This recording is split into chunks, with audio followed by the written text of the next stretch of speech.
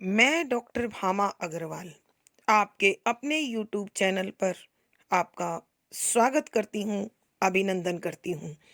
आइए प्यारे बच्चों, आज हम छायावाद के आधार स्तंभ कवि श्री सूर्यकांत त्रिपाठी निराला जी द्वारा रचित कविता तोड़ती पत्थर का अध्ययन आरंभ करते हैं। कवि छायावाद से संबंध रखते हैं, परंतु इस कविता में कवि का स्वर प्रगतिवादी है। यहाँ कवि दलित, मजदूर, शोषित अर्थात सर्वहारा वर्ग की पीड़ा का मार्मिक चित्रण कर रहे हैं। कवि ने जो दृश्य हमारे समक्ष प्रस्तुत किया है वह इलाहाबाद की सड़क पर घटित हुआ है। गर्मी की ऋतु है, लू चल रही है, मिट्टी से भरी हुई इस लू में जला देने वाली गर्मी और मिट्टी के कण कष्टप्रद हैं। एक मजदूरिन इलाहाबाद की इस सड़क पर बैठकर पत्थर तोड़ रही है। यहाँ कवि ने स्पष्ट किया है कि गर्मी की ऋतु में इलाहाबाद की सड़क पर बैठी हुई मजदूरन बड़ा हथौड़ा हाथ में लेकर पत्थर तोड़ रही है। उसका शरीर दुबला पतला है, उसके शरीर पर अत्यंत आवश्यक वस्त्र हैं और वह नजरें झुकाकर लगातार पत्थर तोड़ने में लीन है। उसके सिर पर कोई छाया नहीं है, अर्थात वह तपती दोपहरी में धूप को सहन करते हुए भी पत्थर तोड़ रही है, इसलिए उसका शरीर पसीने से भीगा हुआ है, तरबतर है। वह एकाग्र भाव से अपने कर्तव्य में, अपने काम में लगी हुई है।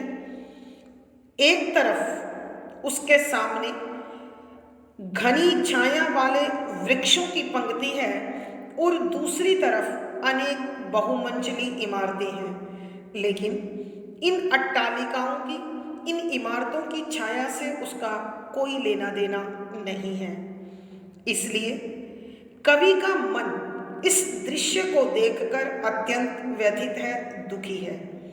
अचानक मजदूरिन की नजर कवि से मिल जाती है तो वह कवि को देखकर एक बार इन ऊंची इमारतों की ओर देखती है तो इस प्रकार उसका अर्थात मजदूरिन का देखना कवि को ऐसा आभास करा रहा है मानो वह कवि से कह रही है, ये वो इमारतें हैं जिनका निर्माण हम मजदूर करते हैं, लेकिन इन इमारतों में रहने का अधिकार, इन इमारतों के आराम को प्राप्त करने का अधिकार हमें नहीं है। हम इनकी छाया तक में नहीं बैठ सकते हैं। और कवि को लगा मानो वह कह रही हो कि इन महलों तक हम कभी भी नहीं पहुंच सकते, क्योंकि हम मजदूर वर्ग से जुड़े हुए हैं और मजदूर के भाग्य में हमेशा शोषण है, कठोर परिश्रम है और संसार की उपेक्षा है। अतः कवि इस कविता के माध्यम से समाज में फैली हुई आर्थिक विषमता, अर्थ के आधार पर जो भेदभाव है और उसका असंतुलन है, कवि उसे उजागर करते हुए उस पर व्यंग करते हैं, उस पर कटाक्ष करते हैं। यहाँ कवि एक और तो महलों में जीवन यापन करने वाले पूंजीपति वर्ग के आराम पर आक्रोश व्यक्त करता है, वहीं दूसरी ओर मौसम की मार झेलते हुए, कठोर परिश्रम करते हुए, जीवन की जरूरतों से जूझते हुए सर्वहारा वर्ग के प्रति कवि की जो सहानुभूति है वह पाठकों को सचेत करने के लिए, झकझोरने के लिए काफी है। अतः कवि यहाँ समाज के अथवा पूंजीपति वर्ग के शोषणपूर्ण रवैयों पर, नीतियों पर करारी चोट करते हैं। आइए बच्चों, हम इसी प्रकार के भावों से भरी इस कविता का अब अध्ययन आरंभ करते हैं। इसकी व्याख्या इस प्रकार है। संख्या 1, वह तोड़ती पत्थर, देखा उसे मैंने इलाहाबाद के पथ पर, वह तोड़ती पत्थर। नहीं छायादार पेड़ वह, जिसके तले बैठी हुई स्वीकार, श्याम तन भर बंधा यौवन, नत नयन प्रिय करमरत मन, गुरु हथौड़ा हाथ करती बार बार प्रहार, सामने तरु मल्लिका अट्टालिका प्राकार।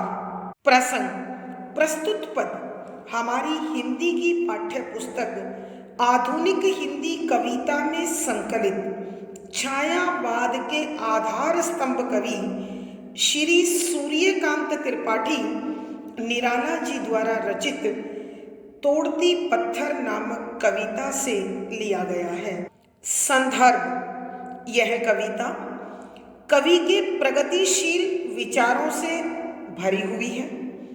इस कविता में कवि ने एक ऐसी मजदूरिन का वर्णन किया है जो इलाहाबाद की सड़क के किनारे भीषण गर्मी, तपती धूप और आंधी की मार को झेलते हुए एक बड़े से हथौड़े से पत्थर तोड़ रही है।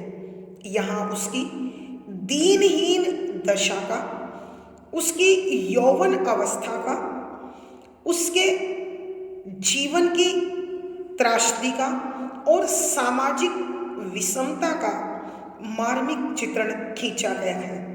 कवि इसी प्रकार के भावों से भरकर लिखते हैं कि व्याख्या, शब्दों के अर्थ साथ साथ। वह अर्थात मजदूरी, तोड़ती पत्थर, पत्थर तोड़ रही है। देखा, कवि ने देखा था।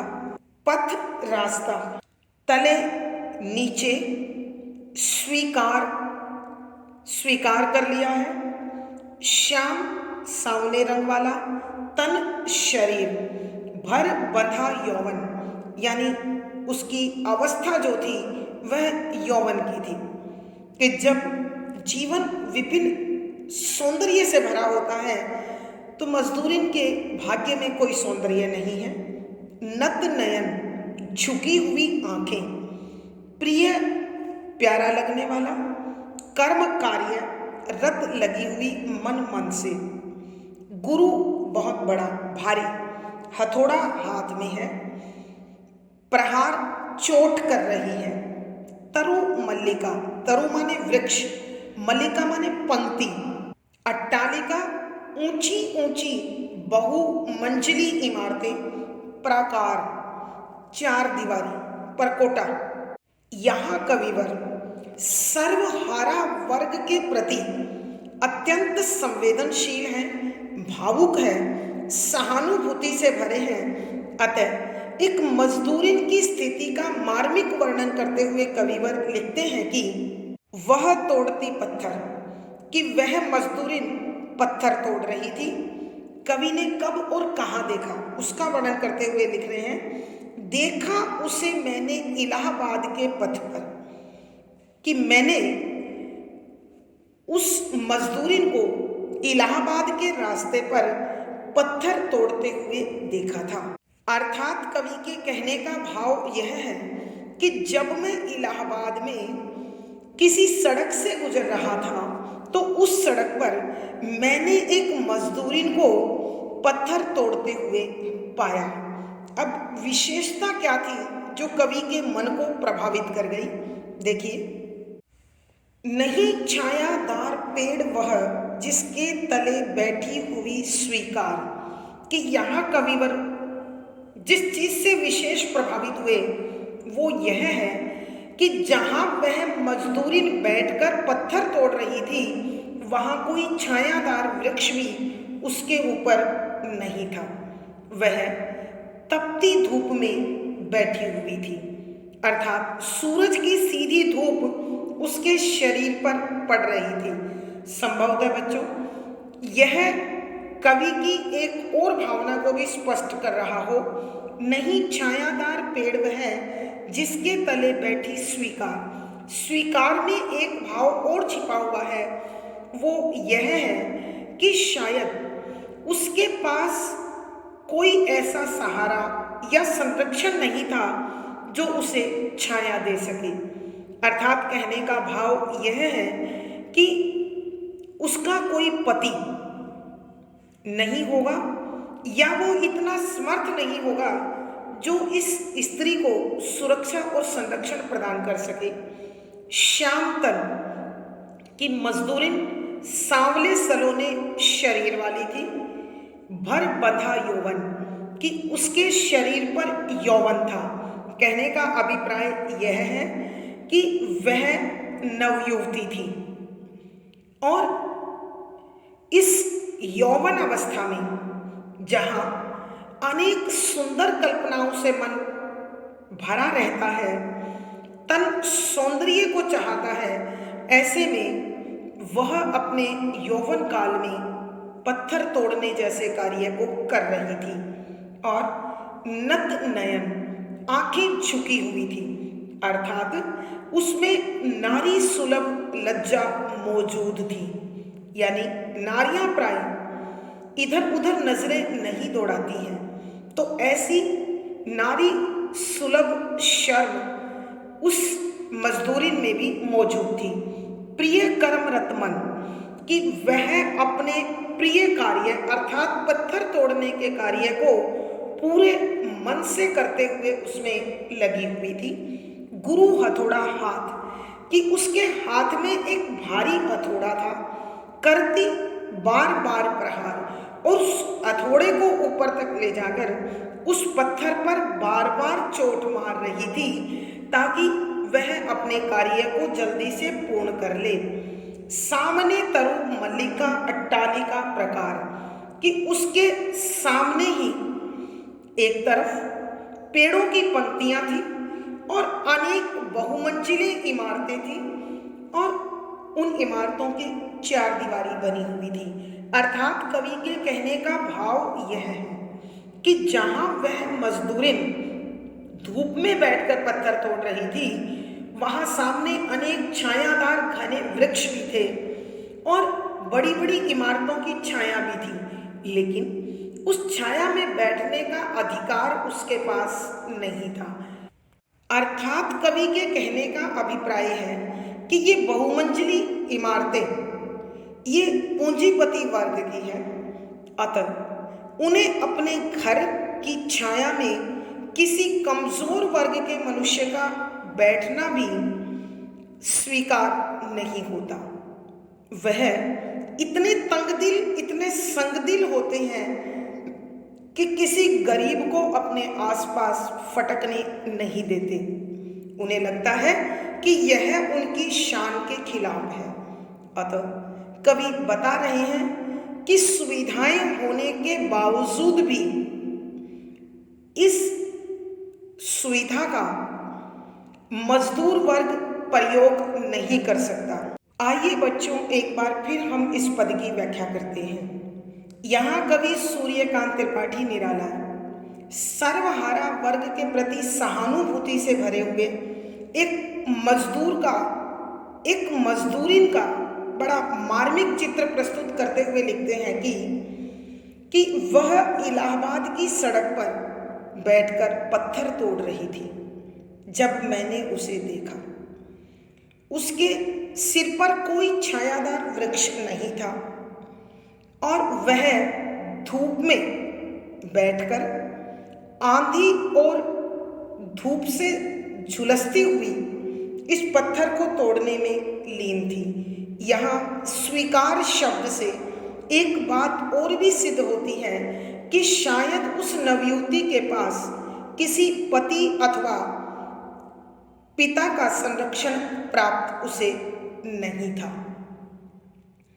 उसका श्याम तन कि उसके शरीर का रंग सांवला था, भर बंधा यौवन, कि उसका शरीर यौवन को प्राप्त कर चुका था, कि यौवन अवस्था होने के बावजूद भी उसके मन के जो भावुक और कोमल सपने होते हैं उनका स्थान उसकी विवशता ने, उसकी मजबूरी ने ले लिया था। नत नयन, कि वह अपनी आंखें झुकाए हुए प्रिय कर्मरत मन लगाकर अपने इस कार्य में पूरी तरह से लगी हुई थी। अर्थात कवि के कहने का भाव यह है कि उस मजदूरी में नारी सुलभ लज्जा भी थी और उसमें अपने कार्य के प्रति सच्ची लगन भी थी। गुरु हथौड़ा हाथ, कि मजदूरिन के हाथ में एक बहुत भारी और बड़ा हथौड़ा था जिसे करती बार बार प्रहार, कि जिसे वह ऊंचा उठाकर बार बार पत्थर पर चोट मार रही थी ताकि शीघ्रता से अपने कार्य को पूर्ण कर सके। सामने तरु मल्लिका अट्टालिका प्रकार, कि उसके सामने ही दूसरी तरफ छायादार वृक्षों की एक लंबी पंक्ति थी और बहुमंजिली इमारतों की पंक्ति बनी हुई थी जो चार दीवारी से घिरे हुए थे। लेकिन इस मजदूरिन के लिए उनकी छाया पर कोई हक नहीं था, या यह छाया उसके लिए अनुपयोगी थी, क्योंकि पूंजीपति वर्ग जो इन अट्टालिकाओं का, महलों का, बहुमंजिली इमारतों का मालिक है, उन्हें कभी भी अपने घरों के आसपास और अपने जीवन के आसपास यह सर्वहारा वर्ग स्वीकार नहीं होता जिनके दम पर वह पूंजीपति बना होता है।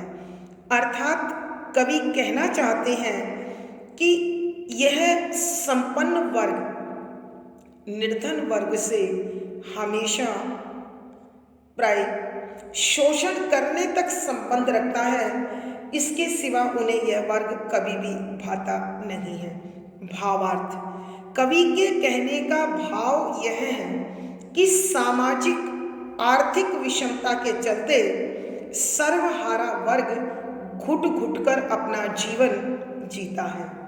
विशेष, यहाँ कवि ने समाज में फैली हुई आर्थिक विषमता पर करारी चोट की है। शुद्ध साहित्यिक खड़ी बोली का प्रयोग हुआ है। मेहनतकश लोगों के प्रति कवि के मन में सच्ची सहानुभूति और करुणा है। यहाँ करुण रस है, प्रसाद गुण है, मुक्तक छंद के शैली और संगीतात्मकता है। इस पद में अनुप्रास, स्मरण, पुनरुक्ति प्रकाश, पद मैत्री व उल्लेख अलंकार का सुंदर सटीक प्रयोग हुआ है। पद संख्या 2, चढ़ रही थी धूप गर्मियों के दिन, दीवा का तमतमाता रूप, उठी झुलसाती हुई लू, रूई ज्यों जलती हुई भू, गर्द चिनगी छा गई, प्राय हुई दोपहर, वह तोड़ती पत्थर। प्रसंग पूर्ववत। संदर्भ, यहाँ कविवर एक ऐसी मजदूरी का चित्र प्रस्तुत कर रही हैं जो गर्मी की ऋतु में दोपहर के समय तपती धूप और आंधी को झेलते हुए पत्थर तोड़ने में लीन थी, जो अपने कार्य में लगी हुई सभी कुछ भूले बैठी थी। यहाँ कवि ने गर्मी की दोपहर की भीषणता का वर्णन करते हुए लिखा है कि व्याख्या, शब्दों के अर्थ साथ साथ। चढ़ रही थी धूप, अर्थात दोपहर होते होते धूप तेज हो रही थी।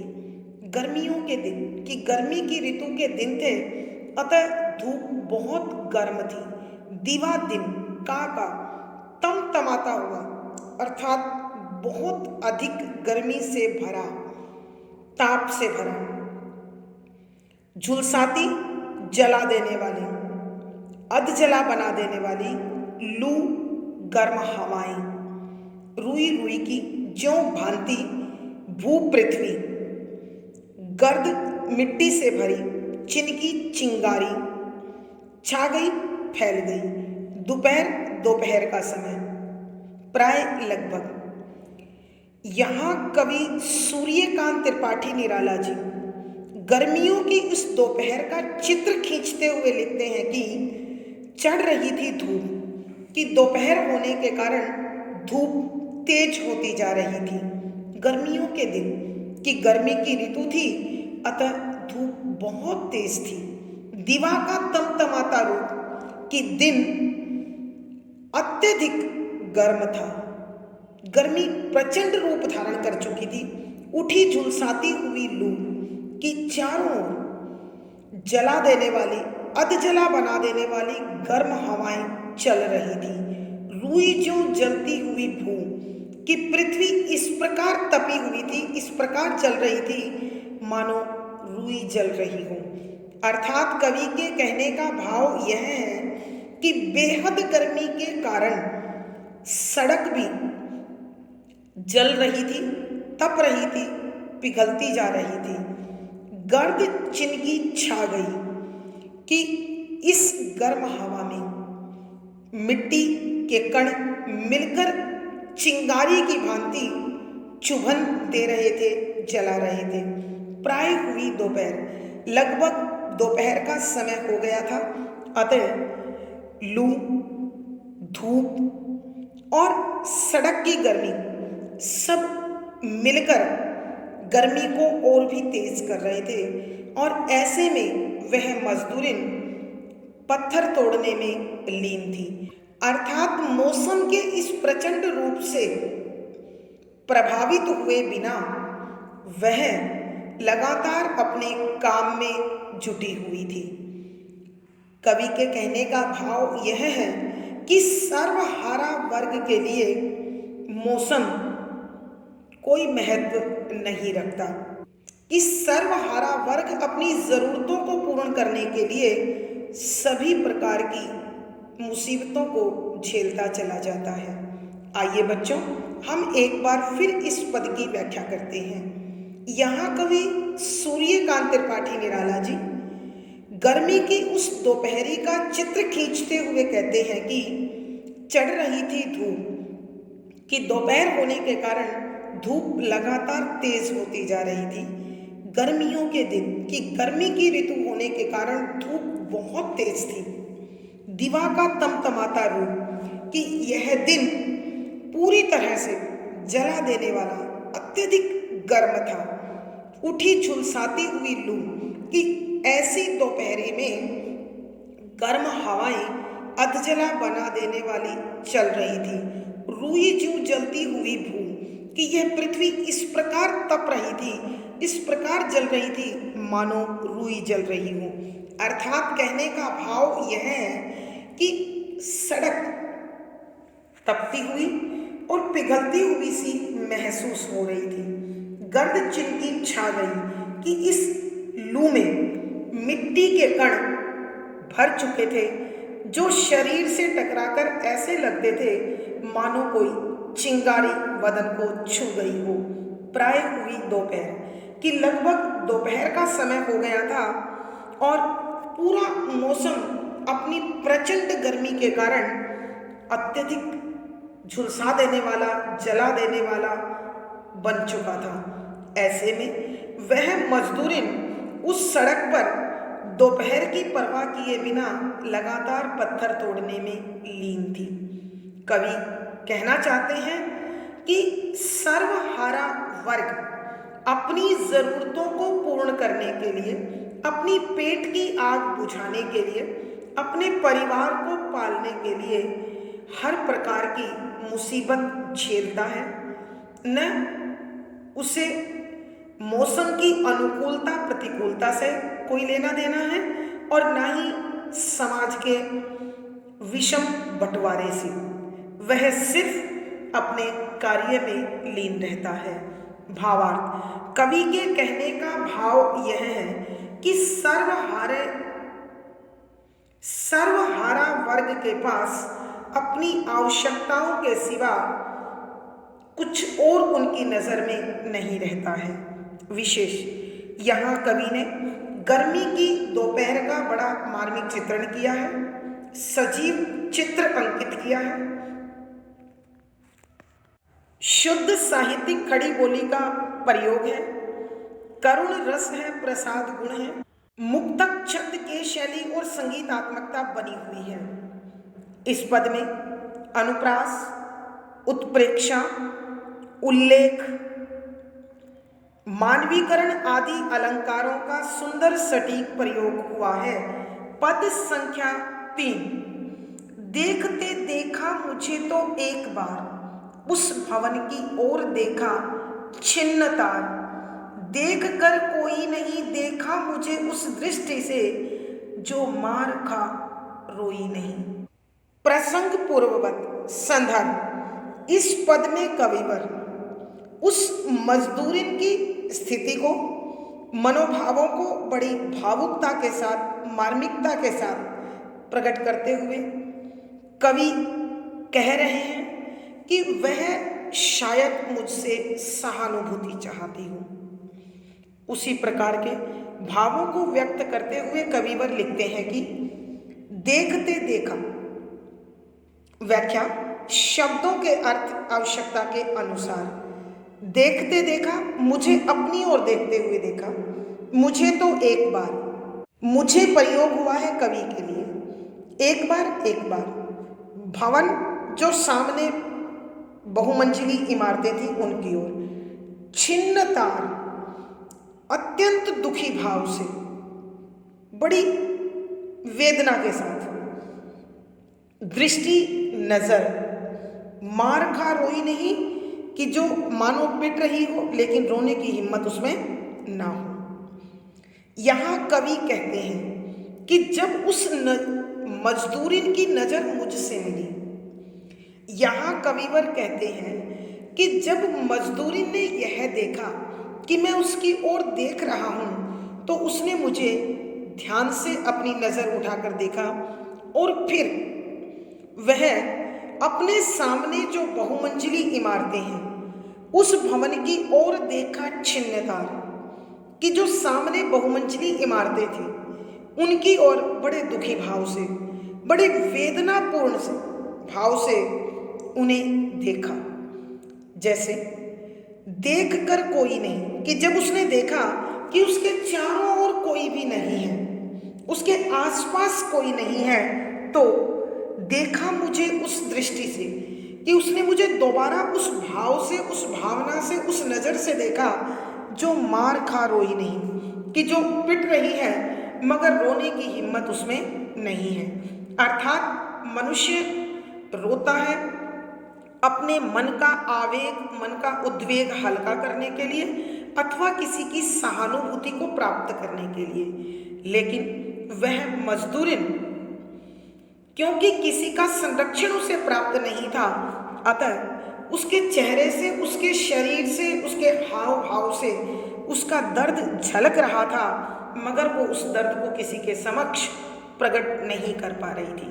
आइए बच्चों, हम एक बार इस पद की फिर व्याख्या करते हैं। यहाँ कविवर बता रहे हैं कि जब मजदूरी ने मुझे अपनी ओर देखते हुए पाया तो उसने एक बार नजर उठाकर मुझे देखा और फिर उन बहुमंजिली इमारतों की ओर देखने लगी जो उसी के द्वारा या मजदूर वर्ग के द्वारा निर्मित की गई। और ऐसा करते समय वह अत्यंत दुखी थी, पीड़ा से भरी हुई थी, वेदना से भरी हुई थी।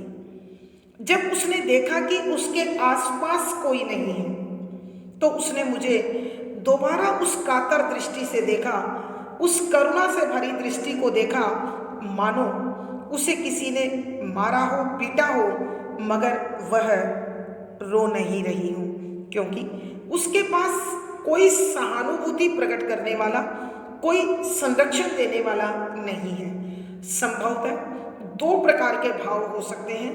पहला भाव तो जो कवि प्रकट कर रहे हैं कि वह मानो मुझसे शिकायत कर रही हो कि ये समाज की कैसी विषमता है कि जो पूंजीपति वर्ग हमारे श्रम पर, हमारी मेहनत पर आराम भोग रहा है, उस आराम का कुछ भी अंश इस वर्ग के लिए उनके पास नहीं होती है। उनके हृदय में इतनी संवेदना भी उनके लिए नहीं होती है, सर्वहारा वर्ग के लिए नहीं होती है, मजदूर वर्ग के लिए नहीं होती है कि पल भर वो उनकी ऊंची इमारतों के नीचे छाया में तो बैठ सके। उनका हृदय इतना संवेदन शून्य होता है। दूसरा भाव संभवतः यह भी हो सकता है कि एक पुरुष जो इस मजदूरिन युवती को देख रहा था, आसपास कोई अन्य उसकी सहायता के लिए न होने के कारण संभवतः नारी सुलभ भय से वो कांप गई हो। यहाँ दोनों प्रकार की संभावनाएं हो सकती है। भावार्थ, कवि के कहने का भाव यह है कि उस मजदूरिन की दृष्टि करुणा और वेदना से भरी हुई थी और उसके पास किसी प्रकार का संरक्षण, कोई सहानुभूति नहीं थी। विशेष यहाँ कवि ने मजदूरिन की मनोदशा का बड़ा मार्मिक चित्रण किया है। शुद्ध साहित्यिक खड़ी बोली है, करुण रस प्रसाद गुण है, मुक्तक छंद गेय शैली और संगीतात्मकता है। यहाँ लक्षणा शब्द शक्ति है।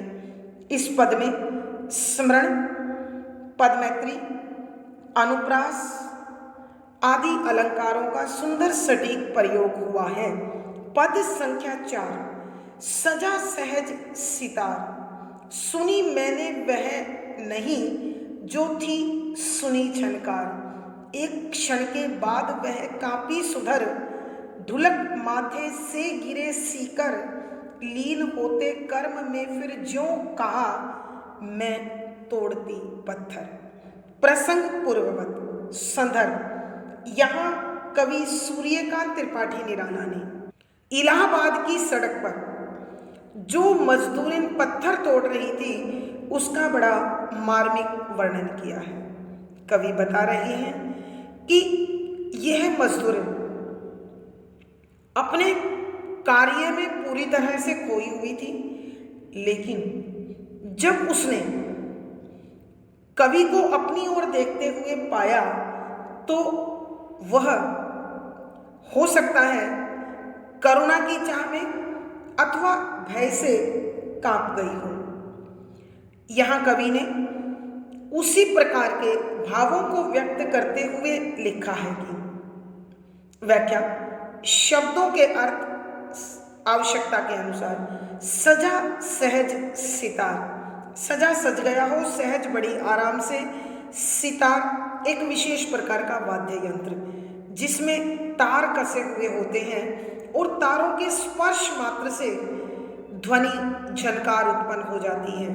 तो कवि कहते हैं कि जब उस मजदूरी ने भावुक होकर मेरी ओर देखा, कातर दृष्टि से मेरी ओर देखा, तो मेरा मन भावुक हो गया, संवेदना से भर गया। सुनी मैंने वह नहीं जो थी सुनी झनकार, कि उसकी उस दृष्टि में मैंने वो संगीत प्राप्त किया, वो झनकार सुनाई दी जो मैंने इससे पहले कभी नहीं सुनी थी।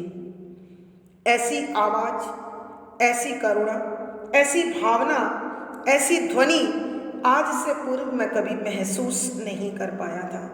एक क्षण के बाद वह कांपी सुधर, कि अगले ही पल वह अर्थात मजदूरन कांपी माने कांप उठी, सुधर माने बड़े सुंदर तरीके से, अर्थात कवि को उसका वह तरीका सुंदर लगा।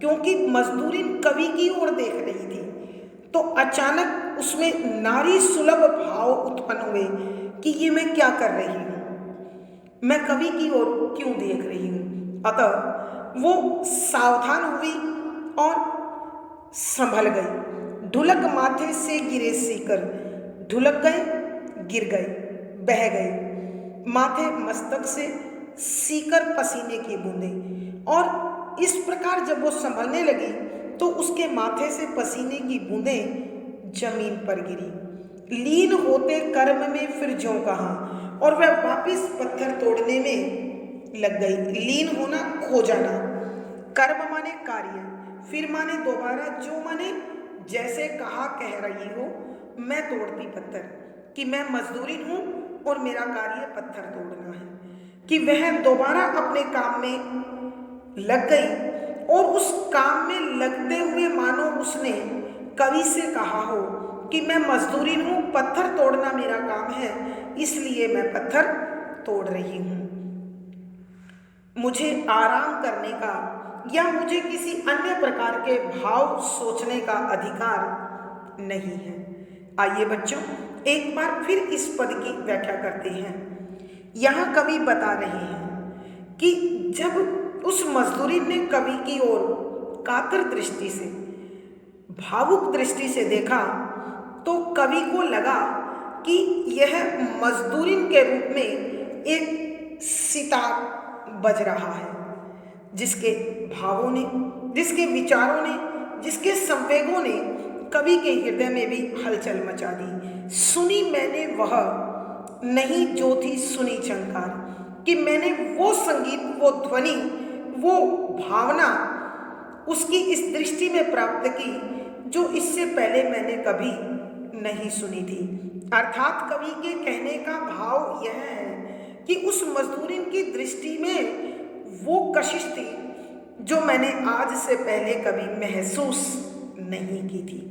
मानो वह संवेदना और संरक्षण की मांग कवि से कर रही हूँ। एक क्षण के बाद वह काफी सुधर, कि कवि कहते हैं कि संभवतः जब इस प्रकार मुझे देख रही थी तो उसे अपने नारी होने का और मेरे पुरुष होने का भाव उसके हृदय में आया हो और वह बड़े सुंदर तरीके से कांपते हुए संभल गई और नारी सुलभ लज्जा के साथ उसने अपनी नजरें झुका ली और अपने कार्य में फिर लीन हो गई। ढुलक माथे से गिरे सीकर, कि ऐसा करते समय उसके माथे से पसीने की बूंदें जमीन पे गिर गई।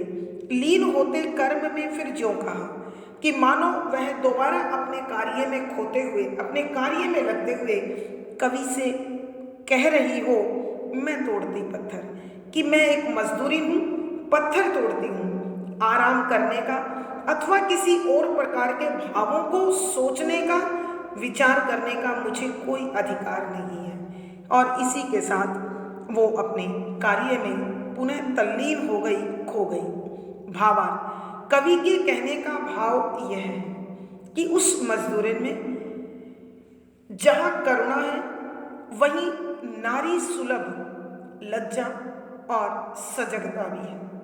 विशेष यहाँ कवि ने सर्वहारा वर्ग की दीनता का बड़ा मार्मिक चित्रण किया है।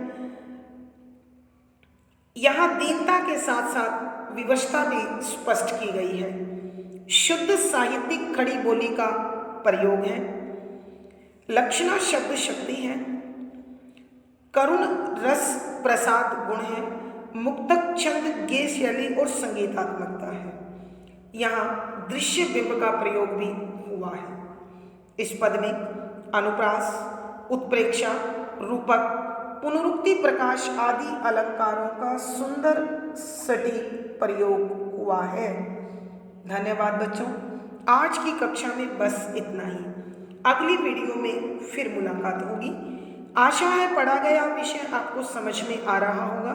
वीडियो को लाइक करें, शेयर करें और चैनल सब्सक्राइब करें। आपका दिन और जीवन मंगलमय हो, इसी शुभकामना के साथ धन्यवाद, आभार।